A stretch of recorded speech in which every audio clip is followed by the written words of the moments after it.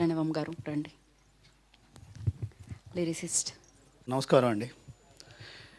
Yeah ముందుగా మారుతి గారికి వచ్చినందుకు చాలా థ్యాంక్స్. అండ్ డార్లింగ్ స్వామి గారికి, అనిల్ సార్, తిరువీరి గారికి. యా డైరెక్టర్ గారు నాకు ఒక విషయం చెప్పున్నారు. అంటే మీరు పాటల్లో చెప్పండి ఏదైనా అని. మాటల్లో కన్నా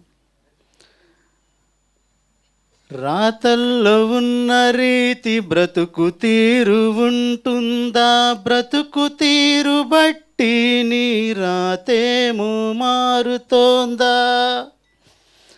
ఈ పాట ఇది తత్వంలాగా ఉంటుందండి. దీనిలో నేను ఫస్ట్ ఈ సాంగ్ సిచ్యువేషన్ చెప్పినప్పుడు నేను 6 పల్లవులు రాసాను దానికి. సార్కి దానిలో ఉన్న సాహిత్యం నచ్చి ఈ సిచ్యువేషన్లుగా అన్నీ సింక్ అవుతున్నాయి నాకు, వీటన్నిటిని కూడా నేను వాడుకుంటానని చెప్పి ఆ తత్వాన్ని 2 సాంగ్స్గా చేస్తున్నారు. దానిలో నాకు నచ్చిన లైన్స్ ఏంటంటే, ఇంకా మాయేము తెరలయ్యే ముసిరేస్తూ ఉంటుందే, తెరలన్నీ మాయమయ్యే దారంటే లోనదారే. అంటే చూడడానికి ఒక 2 లైన్స్ చెప్పినట్టున్నా కానీ దానిలో if you see that even those are simple words అయినా కానీ లోకం అనేది మిథ్య అంటుంటారు.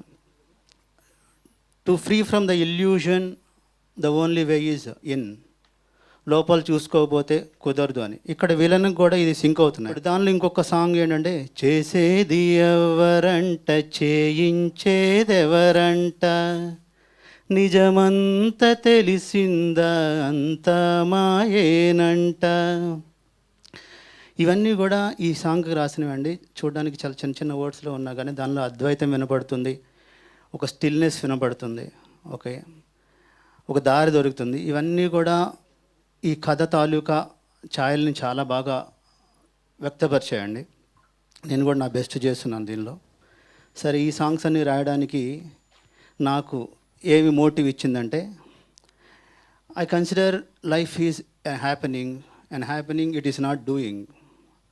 అది అలా జరిగిపోతూ ఉంటుంది.